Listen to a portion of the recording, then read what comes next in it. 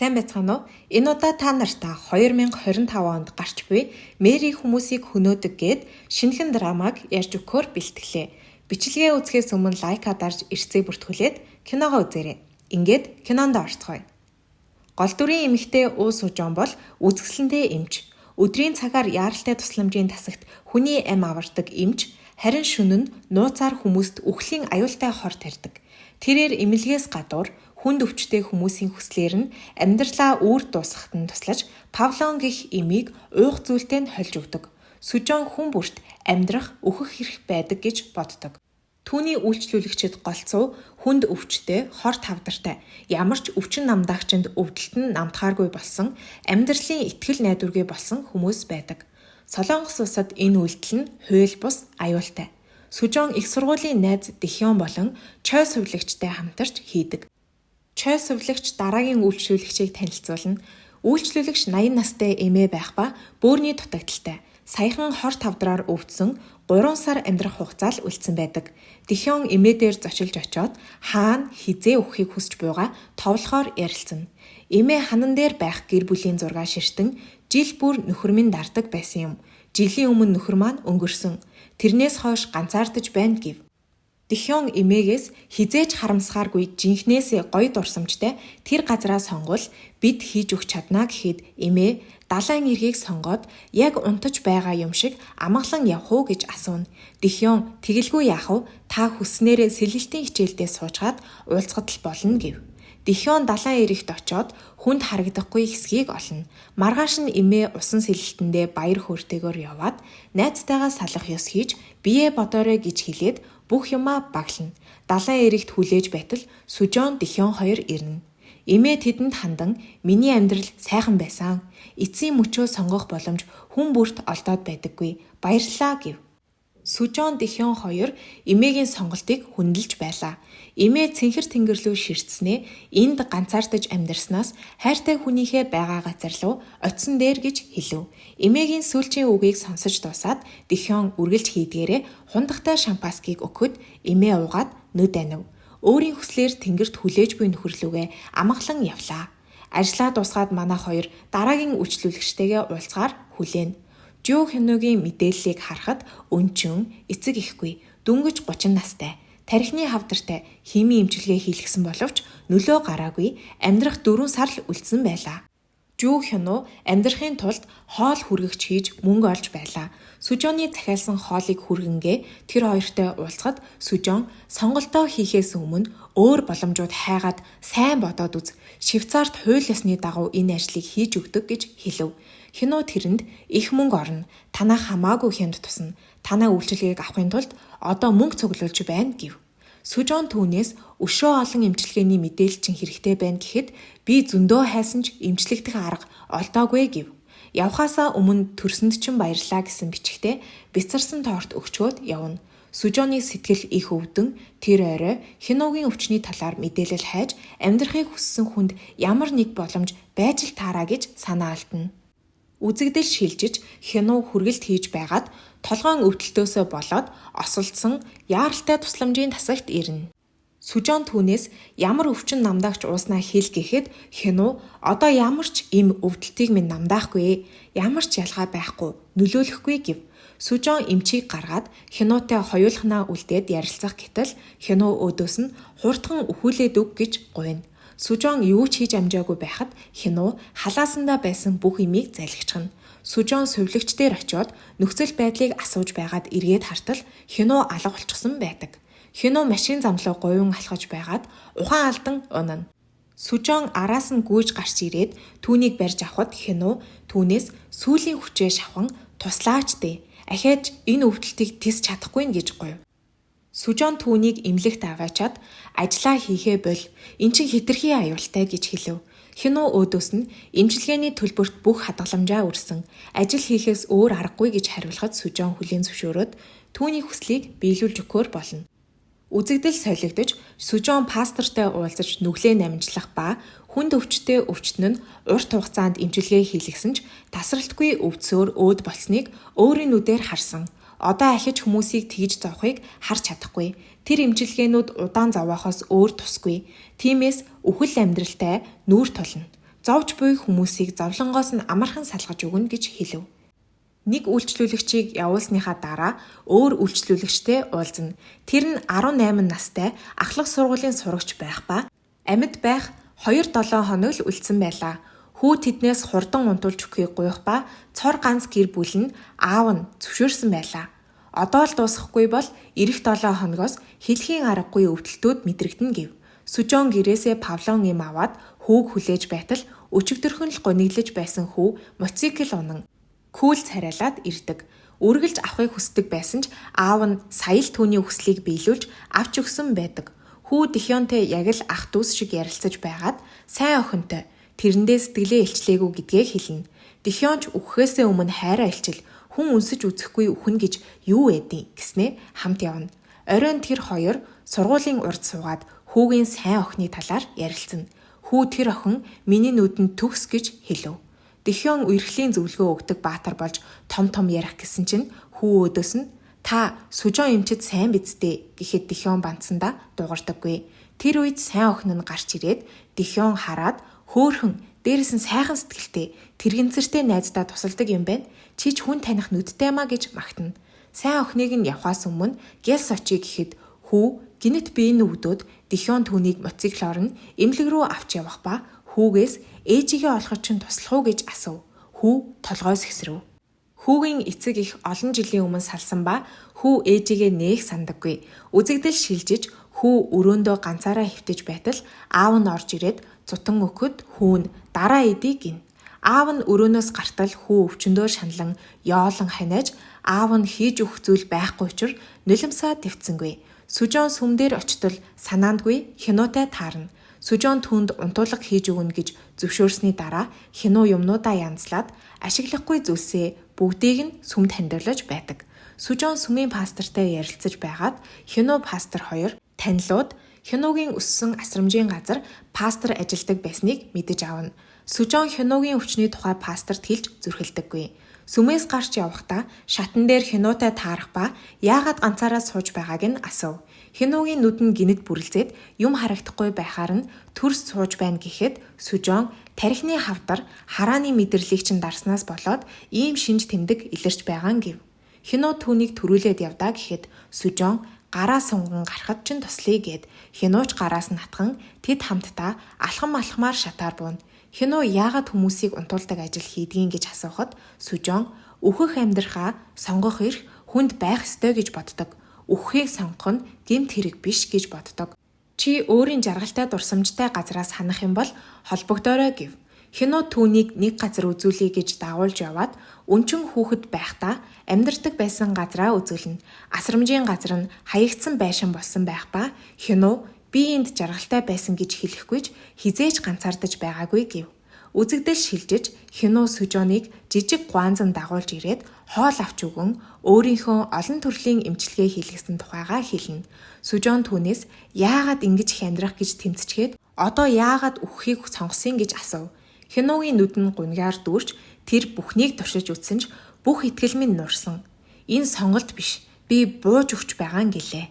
Сүжон юу гэж хэлэхээ мэдэхгүй хамтдаа чимээгүй хоолоо идэв. Сүжон Дихёнтэй холбогдоод хянууд таарах ямар нэг эмчилгээ байж магад. Сайн хайцгаая гэхэд Дихён Сүжоноо хянуу явхаас татгалзаагүй. Чийл түүнийг явуулахаас татгалзаад байна штэ гэдгийг нь хэлв. Өрөвч сэтгэл нь түүнийг эргэлзэхэд хүргэж хянууг бодож шаналсаар байв. Хянуугийн амьдрах хүсэл нь түүний уулзаж байсан өвчтнүүдээс хэн бүхнээс илүү хүчтэй байв. Гинэт Сүжон ус руу живж буй мэт ороод харанх үед хэн нэгний шивнэхийг сонсох шиг болоод сэрдэг. Маргааш нь эмч найз нь залгаад Америкт тархины хавдартай хүнд шинээр хийж байгаа эмнэлгийн туршилтын эмчилгээ гарсан гэдгийг дуулгав. Сайхан мэдээ дуулсан Сүжон хянуу руу залгаад шинээр хийж байгаа эмнэлгийн туршилтын эмчилгээг хийлээд байгаа газар нь очиж аваад машинаараа найз руугаа явж байтал хянуу татгалзаж маш их уурлаад яг одоо намайг буулгах гэд бууна. Дараа нь Сүжон түүн рүү залгасан боловч огт утсаа авдаггүй. Нэг удаа эмнэлэгт нь мотоциклдээ явж байгаад нас барсан өвчтөн ирэхэд Сүжон хянууг байх вэ гэж айхад биш байдаг. Түүнийг олохоор түрээсэлдэг байсан байранд нь ирэхэд байрны эзэн түүнийг ямар ч үггүй ор сурггүй алга болсон гэв. Тэр өрөөнөөс нь эмчилгээний бичиг олоод эмийн сангаас асуухад тэр залуу өвчин намдаагч авсан гэж хэлэх ба Сүжон ахиад л санаа зовно. Оройн Сүжон сүмдэр очоод эмчилгээ хэрэгтэй хүмүүсийг үнгүй эмчилж тусалдаг. Эмчилгээгээ дуусгаад пасторт Хянуг хавдартай гэдгийг нь хэлээд одоо хаана байгааг нь мэдээд өг. Ганцаараа байх аюултай. Түүнд тусламж хэрэгтэй гэж хэлв. Эмчийн өрөөнд нь гинэт нэг залуу дайрч орж ирээд эхнэрээ зодож Сүжон түүнийг хамгаалахыг оролдтол залуу хутаг гаргаж Сүжон аюултай нөхцөлд орно. Гинэт Хянуг гарч ирээд залуугийн толгойг юмар цохин унгав. Цагдаа нар тэр залууг баривчлан авч явна. Сүжон Хянугийн шалбарсан гарт лент нааж өгөөд сүүлд дураараа загнаж асуухгүй эмчилгээ хийлгэх гэж оролцсонд уушлаарай. Ахиж битгий өөрийгөө аюулд оруулаарай гэв. Хянуу санаа алдаад 2 үсний хавчаар өгөөд хүрээлт хийж байгаад энийг зарж байхаар нь чамайг үсээ дандаа хоршлуулдаг болохоор авсан гэхэд Сүжон санаа алдна. Сүжон түүнтэй унтуулгын эм өгөх гэж уулзсан ч түүнийг амьдруулахыг маш их хүсэж байлаа. Хянуу түн рүү ширтэж байгаад тэсэлгүй үнсчгэв. Үнсэлтийн дараа Сүжонд Хянуг явуулахад улам л хэцүү санагдаж байлаа. Хянуг өөрийг нь хуурч байгааг мэдлгүй улам л сэтгэл нь татагдаж байлаа. Бодит байдал дээр Хянуу өвчин тусаагүй цагдаагийн ажилтан байх ба саяхан хүн амны тасгаас замын цагдаагийн хилцэс рүү шилжсэн байдаг. Хүн амны хэрэгтэй тэмцэх тасгийн ахлах нь түүн дээр ирээд жинхэнэ хавдартай 1 сарын настай Хянууг танилцуулаад чи Хянуугийн орон жүжиглэх хэрэгтэй байна. Тэгж байж уус Сүжоны хийгээд байгаа хүн амны хэргийг барьж чадна гэж ятгана. Хянуу тасагтаа буцаж орохын тулд зөвшөөрөөд санаатайгаар Сүжонд ойртож байсан байдаг. Гэсэн ч Сүжоноос үннийг нуусан хിവэр байлаа. Сүжон түүнд хүслийг чинь биелүүлж өгье. Явах өдрөө чи сонгочих гэж хэлв. Зөвшөөрөл авсны дараа цагдаагийнхан 1 сарын хугацаатай түрээсэлсэн байрыг бүрэн камержуулж Сүжоны хэргийг үйлдэл дээр нь барихаар бэлдэж байлаа.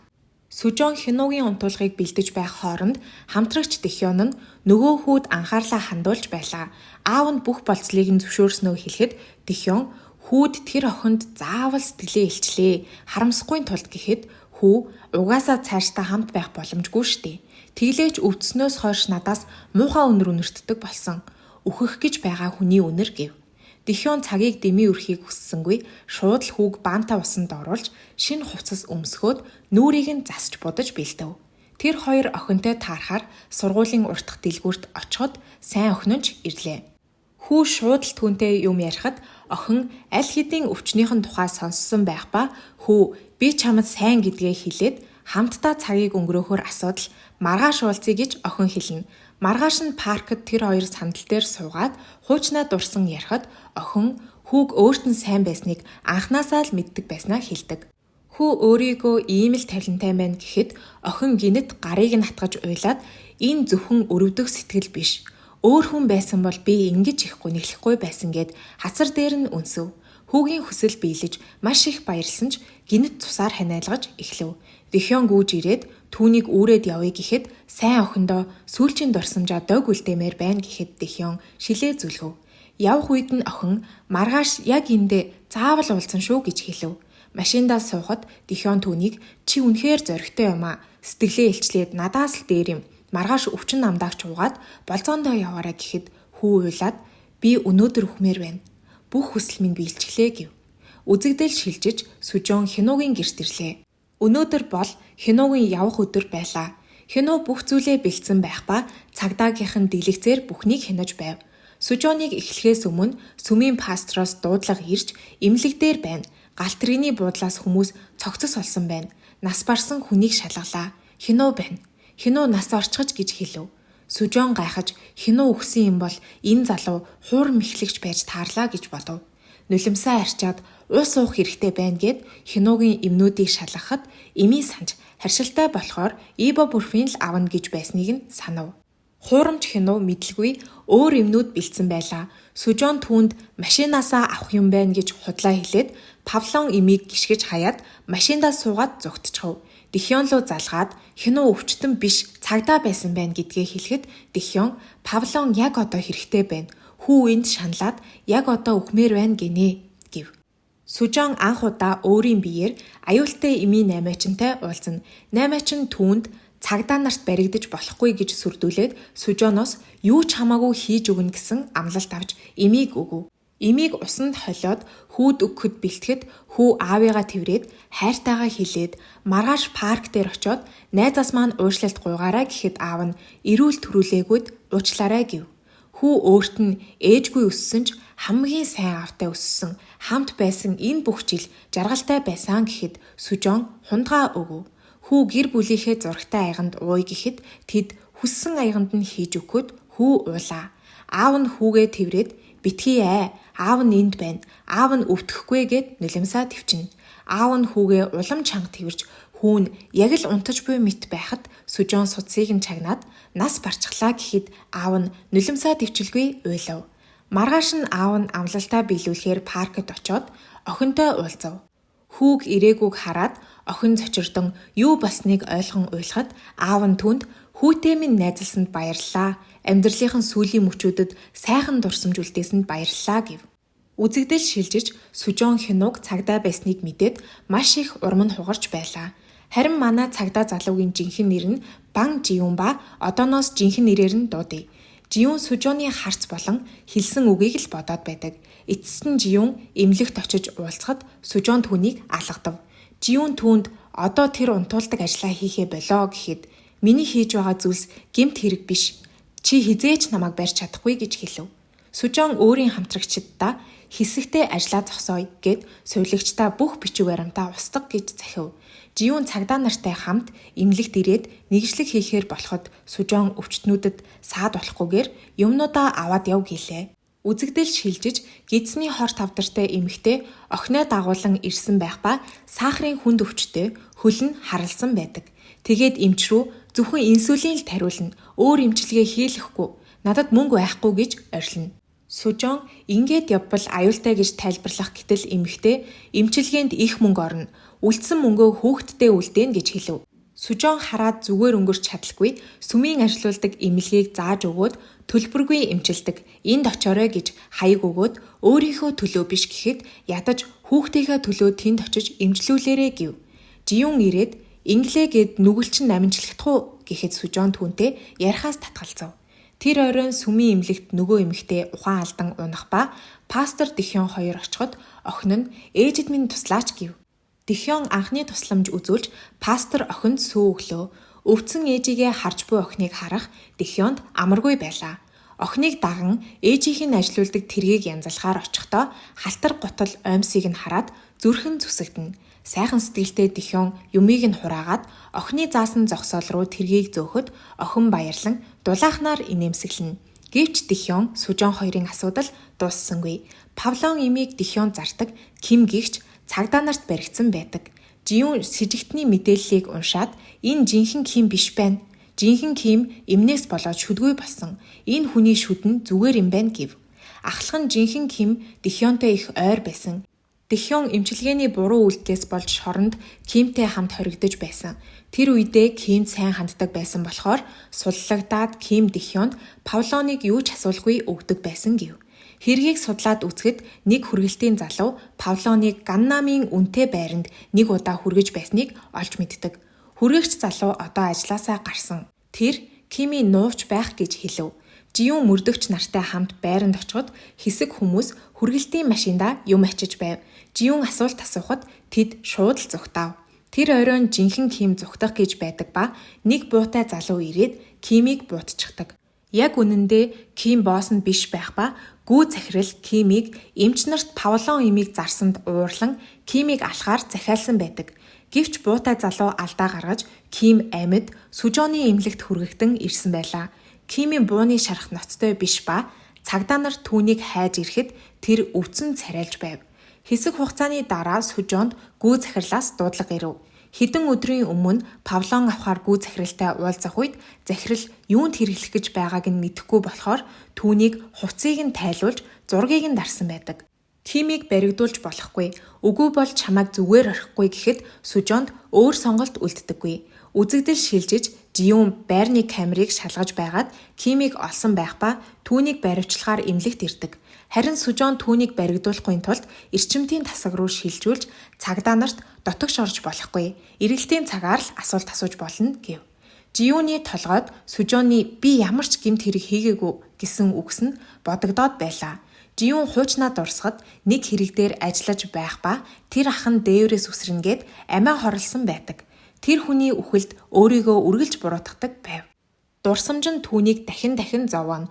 Үзэгдэл шилжиж нэгэн цагдаагийн офицер хар тамхины мэдээллийг худалдсан байх ба гүү захирал түүнийг сүрдүүлж Кимийг эмнэлгээс ороход нь тусал гэхэд нөхцөл байдал хүнд байгааг хэлв. Гүү захирал Сүжоонтой уулзахад Сүжоон түүнийг цагдаад барьж өгнө шүү гэхэд гүү захирал унтуулга хийх чинь хит аюултай. Кимийг эмнэлгээс оргуул. Тэгэхгүй бол чиний дүү нарыг чинь яаж ч магад гэж сүрдүүлдэг. Сүжоон түүнд эмнэлгээр дүүрэн цагдаа байгаа. Зүгтах ямар ч боломжгүй гэж хэлээд гэр бүлээр маань оролдвол чамайг зарлаад хамтдаа үгүй болно шүү гэж хэлчихэд явчихна. Маргааш нь гүү захирал эмнэлгийн цайны газар бомб дэлбэлээд тогооч нарыг гэмтээдэг. Захирал Сүжоон руу залгаад Кимийг гарга гэхэд хүмүүсийг аврахын тулд Кимийн боолтыг солиод түүнд хайж өгөн намайг барьцаалж байгаа мэт царайлаад зугт гэж хэлв. Кимийн тушаалыг даган Сүжооныг барьцаалан гүү захирлын машинд суух ба Жиюун машины гадаа гүүгээд Сүжооны хулгайлагдахыг харахаас өөр юу ч хийж чаддаггүй. Сүжоон гүү захирлын сүрдүүлэлтээс болоод Кимийг оргуулахын тулд өөрөө хүртэл барьцаалагдсан мэт машинд сууж явна. Харин Ким гүү захирал руу дайрах гэж оролдоход гүү захирал эргэлзэлгүй буу гаргаад Кимийг буудаад Сүжооныг айлгаж өөрийн талд барих гэж худгалаад Ким энэ бүхнийг хийсэн гэж хэлгээд хаяад явна. Энэ мөчөөс хойш Сүжоон зүгээр нэг өвчтнүүдэд тусалдаг эмч биш, харин аюултай наймаачдын сүлжээнд татагдан орсон хүн болчихсон нь илүү хүчтэй мэдрэгдэх ба цагдаа нар түүнийг ажиглалтандаа авна.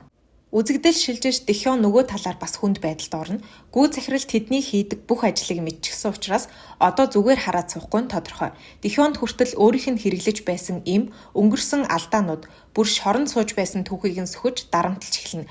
Гүү захирал хүчээр мансуурах бодис Дихёнд уулгаад Кимийн цогцыг голд живүүлчихдэг.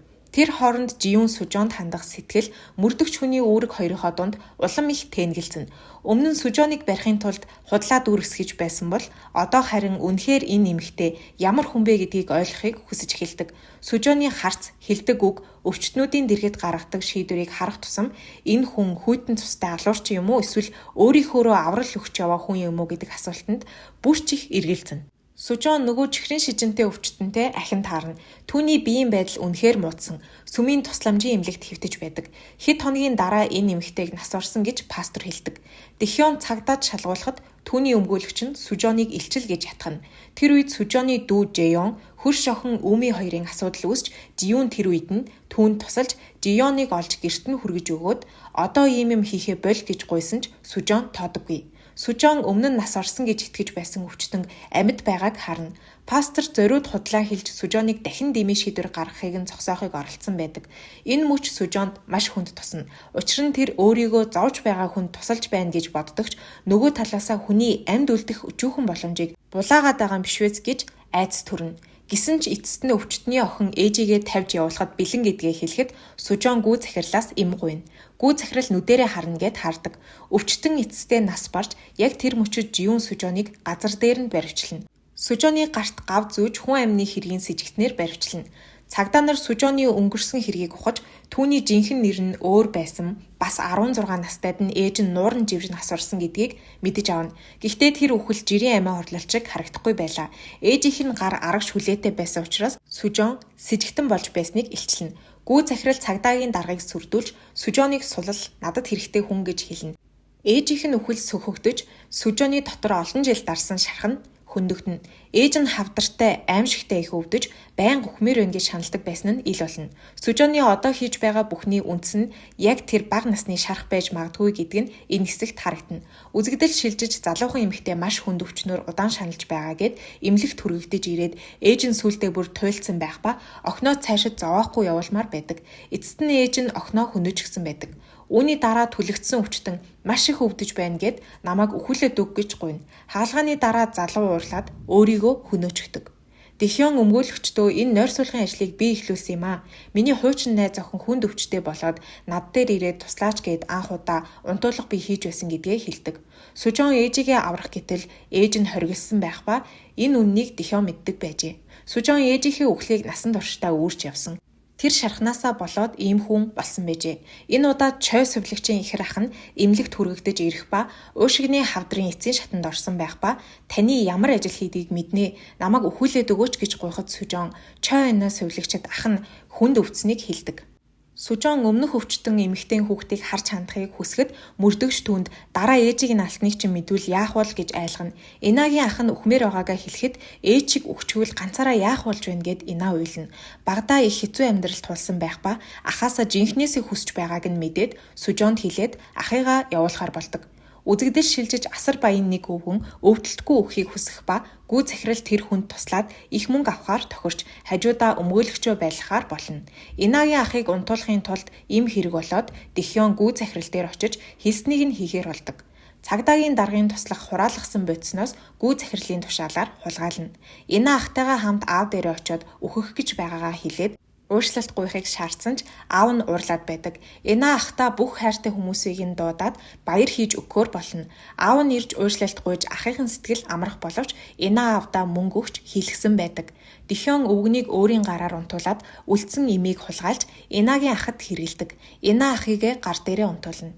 Цагдаа нар бодиснууд алга болсныг мэдээд гайхна. Мөрдөгч Сүжоныг сэжиглээд шууд очино. Энэ үеэр гүү захирлын хүмүүс Дихёныг үлдсэн эмнээс авч явсныг мэдээд араас нь хөөгөөд осолд оруулчихна. Гүү захиралд Сүжон маш их уурлаад хизээч чам шиг хүнтэй хамтрахгүй гэж хэлнэ. Дихён сэрээд аюултайч гэсэн Инагийн төлөө хийсэн гэдгээ хэлнэ. Үзэгдэл шилжиж нэг эмэгтэй өвчтөн ирэх ба хамт байсан нөхөр нь Сүжоноос надад туслаач, би хий юм хараад би өвдөөд хэцүү байгаа гэж гуйна. Эхнэр нь нөхрөө амьд болохоор л амьдардаг. Үхэл хамт хүмээр байгаагаа хэлнэ. Дихёныг сүмийн эмнэлэг рүү шилжүүлэхэд мөрдөгчөд ирж баян өвгнийг алсан уу гэж байцаана. Муу өмгөөлөгч залуу нөгөө эхнэр нөхөр хоёрын үеэл дүүн байх ба ямар ч асуудалгүй тэднийг явуулаад өг гэж гуйна. Им нь байхгүй гэхэд өмгөөлөгч шууд л олоод ирээ гэдэг. Цагдаа нар Дихёнд камер зүүлгэж явуулах ба Сүжоныг баривчлахаар шийдсэн байлаа. Дихён чимээгүй камера харуулчихдаг. Цагдаа нарыг орж ирэх үеэр Сүжон шууд л үзлэг хийж байна гэж хэлнэ. Хөрш эмэгтэй охин нь Сүжоны дүүг дээрлэгсэн нь ил болдог. Гүү захирал муу өмгөөлөгчтэй нийлээд төлөвлөгөө боловсруулна. Гүү захирал цагдаагийн дарга руу залгаад нэг хүн өхөн зохицуулахад бэлд гэж хэлнэ. Гүү захирал Сүжоны дүүдээр очиод уцаар нь ярьж сүрдүүлнэ. Аргагүй ирэхэд Сүжон тэнд очиод ажлыг хийхээр болно. Зөвхөн нөхрийг нь унтуулахад эхнэр нь дээврээс үсэрчдэг. Цагдаагийн даргад асуудлыг зохицуул гэж хэлнэ. Эмнэлэгт нэг өөр нэртэй өвчтөн ирэх ба өндрөөс унсан эзэгтэй нь амьд байдаг. Цогцыг хэн нэгэн сольсон байлаа. Им хэрэгтэй гээд гүү захиралтай Сүжон уулзгаар болдог. Бүх өгсөн хүмүүсийн бичлэгээ авчирж өгөөд хамтрий гэж хэлэхэд гүү захиралч дуртай наргагүй чи унтуулга хийж байхдаа тачаангуй харагддаг гэд баг манай эмчид сайн юм шиг байгаа. Тэгэхээр нь Сүжон харуулад өгөх гэж хэлээд өөртөө тариад цүнхнээс ерөндөг аваад өг гэж хэлв. Гүү захирлыг хайх хооронд бууг нь аваад ухаан алдна. Энэ үед мөрдөгч ирээд гүү захирлыг өрсөж буудна. Дихён им авахаар дуудсан газарт нь очисон боловч өрхөнд орсон байх ба түүнийг алахаар хүмүүстэй арина. Муу өмгөөлөгч эзэгтэйг алахыг заттал цагдаа нар бариад авдаг. 3 цагийн өмнө Сүжон мөрдөгчтэй уулзаад бүх зүйлийг анханаас нь төлөвлөсөн байдаг. Цагдаагийн урагчид илчлэгдэж, Сүжон чимлэгт хэвтэж, дүүн ихчигээ хийсэн зүйлийг ойлгоно гэж хэлнэ. Жиюн Сүжоны талд орж Дихёнч бүх хэргийг гүү захирлын сүрдүүлгээр ганцаараа хийсэнгээд Сүжоныг хамгаалдаг. Цагдаа нар хэвлэлийн баг хурал хийж Дихён хэргийг үрж шорон цухаар болдог. Сүжон ажлаасаа гарч сүмд ажиллахаар болоод хөршийн өмгөөлөгч эмэгтэй охиноо мансуурдгийг нь мэдээд гадаад руу авч явдаг. Охинд нь им өгсөн хүн гүү захирлын дүү байдаг. Инаа Дихёныг эргэж сайн гээд сэтгэлээлчлэн 3 жил өнгөрч Дихён шоронгоос суллагдаж Сүжон сүмийн эмнэлгийн захирал болсон байдаг. Гүү захирлын дүү нөхөртөөгөө хамт Солонгост буцаж ирээд Сүжонтой уулзаад манай ахыг танин үздэй. Тэр ажлаа одооноос надтай хий гэж хэлнэ. Дихён буцаж ирээд бүгдтэй нь уулзна. Нэг настай өвчтөн охинтойгоо ирнэ. Сүмийн хандив өвөгчд уулзах үеэр мөрдөгч Жиюн ирээд Сүжонтой уулзна. Өвчтөн эмээгийн бие улам л өвдөнө. Жиюн гинэт явн ихчээ гэд дуудана. Жиюны асрамжийн газарт очихоос өмнө асардаг байсан хамаатны эгч нь байдаг. Эмээгийн охин Дихёны хэргийн тухай уншаад ээжигээ хол бай алуурчин юм байна гэж анхааруулна. Эмээ Жиюныг дуудаад удаан өвдснөөс болоод 50 нүд анмаар байгаагаа хэлнэ. Охин нь ээжигээ найзуудтай нь уулзуулж гадуур зугаалуулна. Гэвч ээж нь мартаж санах өвчтэй болж эхэлнэ. Иннээс болоод Жиюн эмээ дамлснаа биелүүлэхээр Сүжоноос туслаач гэж асууна. Охин нь ч ээжигээ явуулахыг зөвшөөрнө. Гүү захирлын дүүн им авчирч өгөөд ахиад бодоод үзээрэй гэж хэлнэ. Эмээ төөрч алга болоод охин нь аврах гэж байгаад машинд мөргүүлж нас ордог. Эмээ охиноо өнгөрснийг мэдээд одоо амьдрах хүсэл алга гэж хэлнэ. Жиүүн шийдвэрээ гаргаж чадахгүй эргэлзэнэ. Гүү захирлын дүүн Дихёнтэйж уулзаж манай нөхрийг эмээр алаад өг гэж санал тавина. Эцэст нь Сүжон эмээгийн хажууд Павлон эмийг гаргаж ирэх ба яг тэр үед Жиүүн хараад очтол Сүжон надад туслаач гэж хэлнэ. Энэ үзэгдлээр кино маань дуусах ба тэд ямар сонголт хийх нь асуулт хэвээр үлдэж байгаа юм. Хоёрдугаар бүлэгтээч байж магадгүй юм шиг төгсөж байгаамаа. Зарим хүмүүсийн хувьд үхэл айдас биш, харин өвдөлтөөс ангижрах цорын ганц тайвшруулж байж болох юм гэдгийг энэ кино харуулж буй мэт санагдлаа.